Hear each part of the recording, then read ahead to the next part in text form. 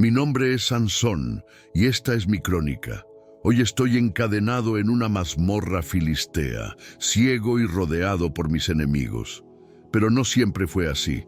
Permítanme relatarles mi historia. Es una narración de victorias y tragedias, de intensas batallas y conflictos internos. Viví en una época en la que los filisteos dominaban la tierra de mi pueblo, y el destino de toda una nación descansaba sobre mis hombros. Los israelitas habían pecado una vez más a los ojos del Señor, por lo que Él nos entregó en manos de los filisteos, quienes nos sometieron durante 40 años. Los filisteos eran un pueblo belicoso que habitaba la región suroeste de Israel, entre el mar Mediterráneo y el río Jordán. Su reputación estaba ligada a su maestría marítima, siendo conocidos como los pueblos del mar. Durante mi tiempo, se expandieron desde la costa de Canaán hacia el interior, estableciendo sus ciudades y consolidando su civilización. Las ciudades filisteas estaban gobernadas por tiranos, y sus habitantes eran enemigos mortales de mi pueblo y de mí. Dominaban el uso del hierro, una ventaja significativa en comparación con el bronce utilizado por los israelitas para fabricar armas y herramientas. El progreso de nuestra nación era constantemente obstaculizado por esta superioridad tecnológica y las estrategias militares agresivas de los filisteos. Mi pueblo simplemente no podía resistir el abrumador poder militar de los filisteos. Ellos adoraban a dioses como Astarte, Dagón y Baal-Zebub, cada uno con santuarios establecidos en varias de sus ciudades.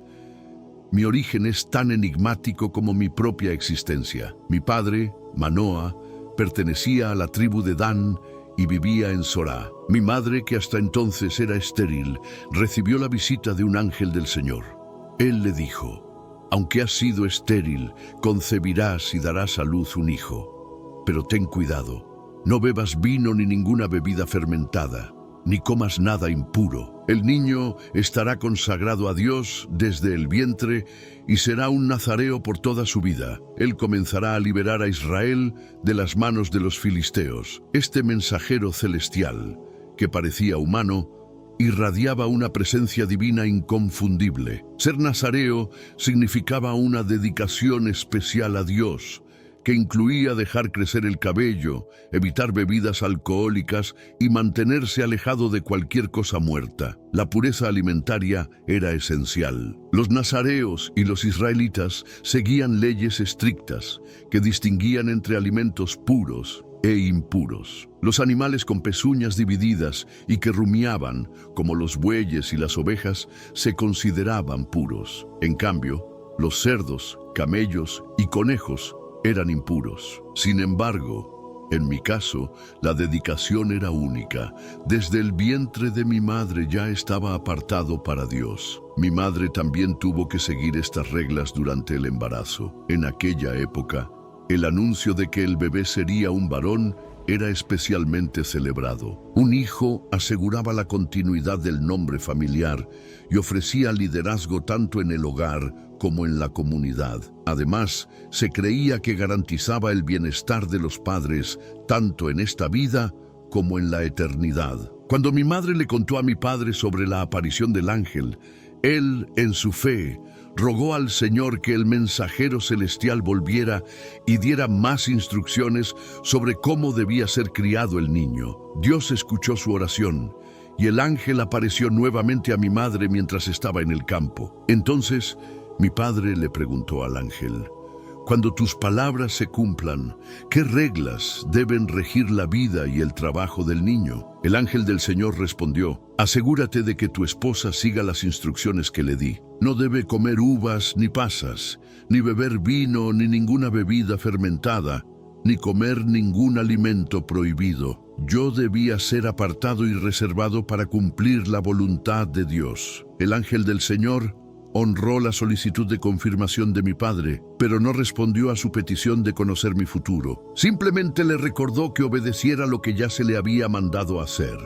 El ángel del Señor demostró su naturaleza maravillosa al hacer algo extraordinario. Ascendió al cielo en la llama del sacrificio. Mi padre, al ver esto, exclamó a mi madre: «Ciertamente moriremos, porque hemos visto a Dios». Pero ella respondió: «Si el Señor quisiera matarnos, no habría aceptado nuestra ofrenda, ni nos habría mostrado estas cosas, ni nos habría dicho todo esto». Mi padre quizá recordó las palabras de Dios a Moisés: «No podrás ver mi rostro, porque ningún hombre puede verme y vivir». Y temió que su fin estuviera cerca. Sin embargo, mi madre, con su fe firme, entendió que Dios no había hecho tanto por ellos para abandonarlos ahora. Las obras pasadas de Dios en nuestras vidas son una promesa de su cuidado y bendición futura. Finalmente, la profecía se cumplió y yo nací. La promesa del ángel del Señor se demostró verdadera. Mi madre me llamó Sansón. En el Israel antiguo, cualquiera de los padres podía nombrar a un hijo, pero el significado detrás del nombre era profundamente importante. Mi nombre es Sansón y esta es mi crónica. Desde pequeño fui único. Incluso mi propio nombre tiene un significado especial. En Israel era común que las madres nombraran a sus hijos y mi madre me llamó Sansón, un nombre derivado de la palabra hebrea para sol, simbolizando un pequeño sol. Desde mi infancia, el Señor me bendijo y me dotó de una fuerza extraordinaria, una señal de que estaba destinado a cumplir un propósito divino. A medida que crecía, se hacía evidente que el Espíritu del Señor comenzaba a obrar poderosamente en mí. Aunque poseía una fuerza incomparable, también enfrenté las mismas debilidades y tentaciones que cualquier otro hombre. Esta es la historia de cómo esas fuerzas y debilidades se entrelazaron para definir mi destino. Un día, cuando estaba en Timna, una mujer filistea llamó mi atención. Fue un amor a primera vista, un sentimiento intenso y arrebatador.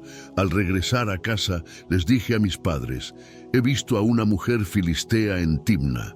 Quiero casarme con ella. Consíguemela». Timna, una ciudad filistea en la región de Canaán, estaba ubicada al este de nuestro campamento. Mis padres, preocupados, intentaron persuadirme para que cambiara de opinión. «No hay una mujer entre nuestra tribu o entre todos los israelitas con quien puedas casarte.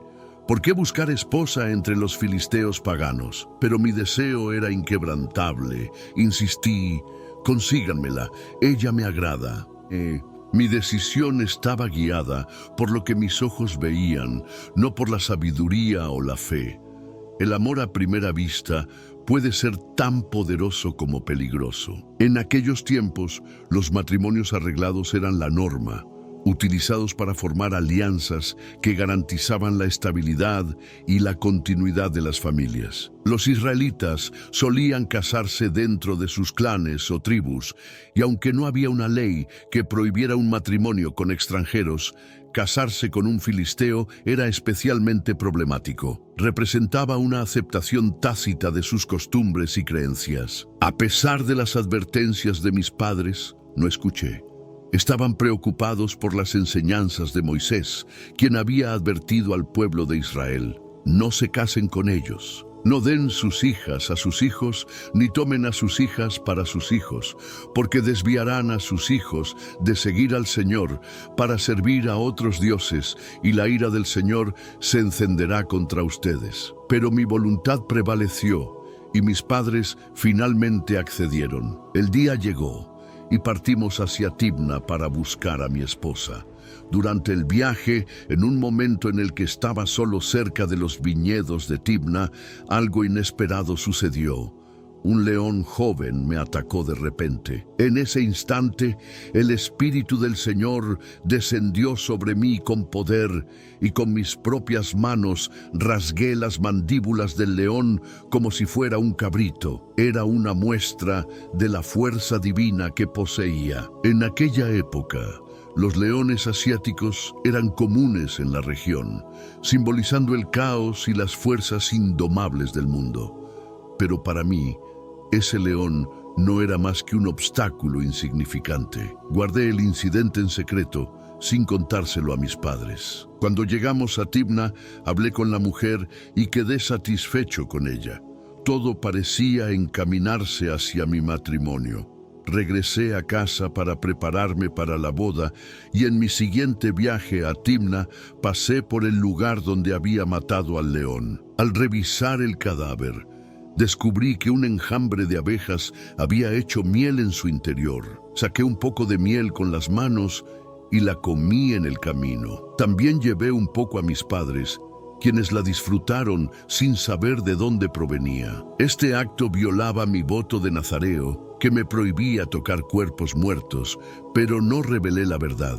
Al llegar a Timna, mi padre hizo los arreglos finales para la boda. Según la costumbre, organicé una gran fiesta de 7 días en casa de los padres de la novia, una celebración que incluía abundante vino, algo que mi voto de nazareo también me prohibía consumir.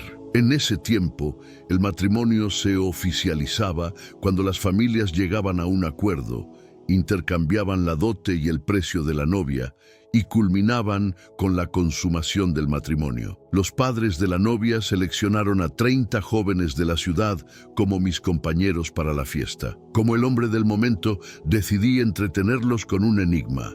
Del que come salió comida, del fuerte salió dulzura. Les ofrecí un desafío. Si resolvían el enigma durante los 7 días de celebración, les daría 30 túnicas de lino fino y 30 prendas festivas. Pero si no podían resolverlo, ellos tendrían que darme lo mismo. Aceptaron el reto. Sin embargo, después de 3 días, aún no habían descifrado la respuesta. En el 4.º día, presionaron a mi esposa para que me sonsacara el significado del enigma, amenazándola con quemar la casa de su padre con ella dentro. «Nos trajiste aquí solo para empobrecernos», le dijeron. Desesperada, mi esposa vino a mí llorando.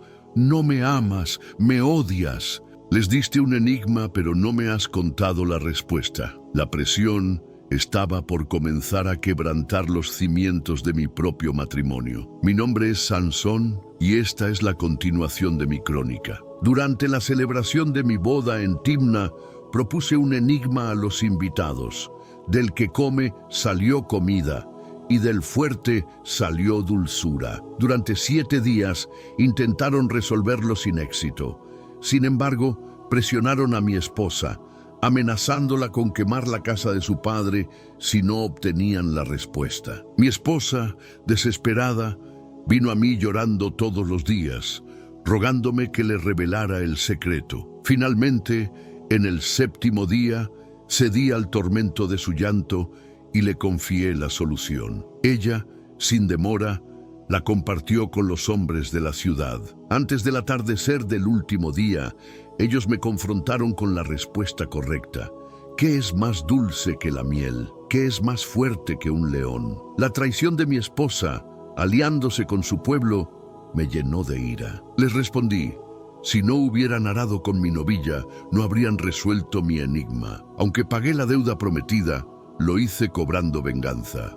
Descendí a la ciudad de Ascalón, maté a 30 filisteos, tomé sus vestiduras y las entregué como pago a los hombres que resolvieron el acertijo. Pero el rencor permanecía en mi corazón y regresé a casa de mis padres, abandonando a mi esposa. Más tarde, en época de cosecha, decidí reconciliarme. Llevé un cabrito como obsequio y fui a Timna con la intención de entrar en la habitación de mi esposa. Sin embargo, su padre me negó la entrada, declarando que había entregado a mi esposa a otro hombre, mi padrino de boda. Como alternativa, ofreció a su hija menor diciendo: «Es aún más hermosa, cásate con ella en su lugar». Lleno de ira por esta traición, respondí: «Esta vez no se me puede culpar por lo que haré a los filisteos». Movido por la furia, planeé mi venganza. Capturé 300 zorras, las emparejé atando sus colas y coloqué una antorcha encendida entre cada par. Solté las zorras en los campos de los filisteos, incendiando sus cultivos, gavillas, viñedos y olivares. El daño fue devastador. Cuando los filisteos investigaron, Descubrieron que fui yo quien causó la destrucción y su reacción fue brutal. Ejecutaron a mi esposa y a su padre. Este acto solo avivó mi cólera y juré, no descansaré hasta vengarme de ustedes. En mi ira, ataqué a los filisteos con gran fuerza y luego me refugié en la roca de Etam. Los filisteos, en represalia, acamparon en Judá, exigiendo que los israelitas me entregaran. 3,000 hombres de Judá descendieron hasta mi escondite para capturarme. Me confrontaron diciendo, ¿no sabes que los filisteos gobiernan sobre nosotros? ¿Qué has hecho? Les respondí, solo les hice lo que ellos me hicieron a mí. Acepté ser atado y entregado con la condición de que ellos mismos no me mataran. Cuando los filisteos me recibieron, vinieron gritando con júbilo, pero el Espíritu del Señor descendió sobre mí con poder. Las cuerdas que me ataban se rompieron como hilos quemados, y tomé la mandíbula de un asno recién muerto, con la cual maté a 1,000 hombres. Luego me jacté. Con la mandíbula de un asno los amontoné en pilas. Con una mandíbula de asno maté a 1,000 hombres. Llamé a ese lugar Colina de la Mandíbula. Después de este acto heroico, fui designado juez de Israel, liderando al pueblo durante 20 años. En hebreo, un juez era más que un árbitro. Era un salvador, un solucionador de problemas, alguien enviado por Dios para rescatar a su pueblo. Sin embargo, mis problemas no terminaron allí. En un momento posterior, viajé a Gaza, donde vi a una prostituta y estuve con ella. Los gasitas se enteraron de mi presencia y rodearon el lugar, esperando hasta el amanecer para emboscarme. Sin embargo, a medianoche me levanté, tomé las puertas de la ciudad con sus postes y cerrojo y las llevé hasta la cima de una colina frente a Hebrón. Fue un acto de fuerza que humilló a mis enemigos, pero marcó el inicio de un conflicto aún mayor. Mi vida estuvo llena de hazañas impresionantes, pero también de decisiones impulsivas y emociones intensas. Todo esto formó parte del propósito que el Señor tenía para mí, un propósito que aún no había alcanzado su clímax. Después de arrancar las puertas de la ciudad de Gaza junto con sus postes y viga, las cargué sobre mis hombros y las llevé hasta la cima de la colina frente a Hebrón. Estas no eran puertas comunes, eran portones diseñados para proteger una fortificación de gran importancia estratégica. Debían ser lo suficientemente anchos y robustos para soportar ataques y bloquear carros de guerra. Estaban construidos con gruesos tablones de madera reforzados por postes giratorios encajados en zócalos de piedra, asegurados con una pesada viga horizontal. Estas puertas, que levanté con mis propias fuerzas, pesaban entre 400 y 500 kilogramos. Fue un acto que humilló a mis enemigos y demostró la magnitud del poder que el Señor había puesto en mí. Sin embargo, a pesar de estas grandes hazañas, seguía cayendo en las trampas de mis deseos y orgullo. Fue durante uno de mis viajes que conocí a Dalila, una mujer cuya belleza y astucia lograron capturarme. Aunque deseaba servir al propósito divino, también cedí a la tentación del pecado. Mantuve las apariencias de mi voto nazareo mientras vivía de manera contradictoria, separando mi vida en compartimentos y creyendo que algunas áreas estaban fuera de la vista de Dios. Los gobernantes filisteos, ansiosos de deshacerse de mí, vieron en Dalila una oportunidad. Le ofrecieron una fortuna de 10,000 piezas de plata para que descubriera el secreto de mi fuerza. Ella aceptó el trato, no por amor a mí, sino por su codicia. Dalila comenzó a interrogarme. Por favor, dime qué te hace tan fuerte y cómo podría ser atado de manera segura. Me dijo con dulzura fingida. Jugué con ella, dándole respuestas falsas. Primero le dije que si me ataban con 7 cuerdas de arco nuevas, perdería mi fuerza. Ella lo intentó, pero rompí las cuerdas con facilidad. Luego le dije que las cuerdas nuevas y nunca usadas serían mi debilidad. Otra mentira que resultó en su fracaso. Más tarde, inventé otra historia, que si tejía mis trenzas en un telar, perdería mi fuerza. Una vez más, me liberé sin dificultad. Dalila, frustrada, me reprochó: ¿cómo puedes decir que me amas si no confías en mí? Su constante llanto y persistencia comenzaron a desgastarme, día tras día. Su manipulación y quejas me atormentaban. Finalmente, no pude más y le confesé la verdad. Nunca se ha cortado mi cabello, porque soy nazareo, consagrado a Dios desde mi nacimiento. Si mi cabello fuera afeitado, perdería mi fuerza y sería tan débil como cualquier otro hombre. Al escuchar esto, Dalila supo que le había dicho la verdad. Inmediatamente avisó a los gobernantes filisteos, quienes regresaron con el dinero. Mientras dormía con la cabeza en su regazo, ella llamó a un hombre para que cortara mis 7 trenzas. En ese momento mi fuerza me abandonó y el Señor ya no estaba conmigo. Cuando desperté, pensé que podría liberarme como antes, pero esta vez era diferente. Había vivido tanto tiempo en compromiso que no me di cuenta de que mi fuerza no era eterna si seguía desobedeciendo a Dios. Fui capturado, encadenado y cegado por mis enemigos. Los filisteos celebraron mi caída con júbilo. La ironía del castigo era evidente. Fui cegado físicamente porque había sido espiritualmente ciego durante toda mi vida. Mis ojos, que habían sido mi debilidad, me llevaron a relaciones que me apartaron del propósito de Dios. Mi insistencia en vivir según mi voluntad, ignorando los mandatos divinos, me había llevado a la total pérdida de libertad. Encadenado y humillado, me convertí en un prisionero en manos de aquellos a quienes había desafiado con mi fuerza. El pecado tiene su salario, y este fue el día en que cobré mi paga. Mi transgresión me dejó ciego, cautivo y esclavizado.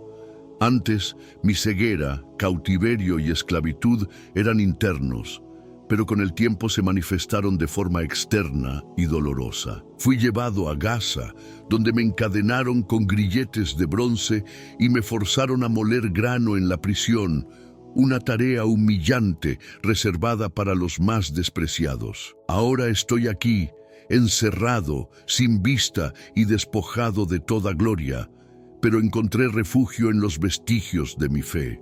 En lo más profundo de mi hora más oscura, clamé al Señor buscando una última oportunidad para cumplir mi propósito y vengarme de mis enemigos. Mientras estaba en esa mazmorra, un pequeño signo de esperanza me visitó. Al tocar mi cabeza, sentí que mi cabello empezaba a crecer nuevamente. Coloqué mi mano en mi barba, ahora áspera, y supe que algo estaba cambiando. No, mis ojos no volverían, y lo perdido no sería restaurado, pero mi cabello, símbolo de mi voto y de mi fuerza, estaba regresando. Con él, mi confianza en que aún podía cumplir el propósito de Dios creció. Mi pecado me había reducido a un estado miserable, pero sentía que la redención estaba cerca. Mi fuerza, otorgada por Dios, estaba por regresar. Mientras tanto, los gobernantes filisteos organizaban un festival grandioso en honor a su dios Dagón. Se reunieron para celebrar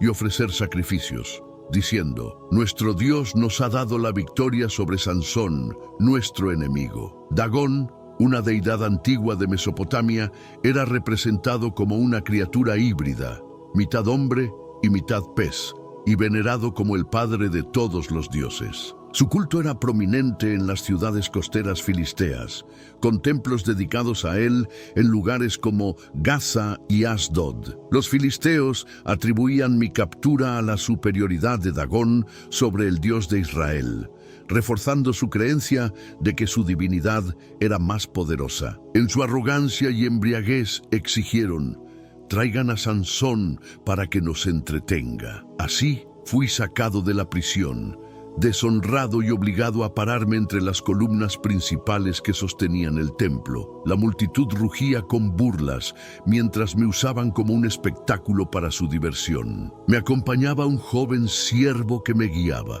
Le pedí: «Por favor, colócame donde pueda tocar las columnas que sostienen el templo. Necesito apoyarme en ellas».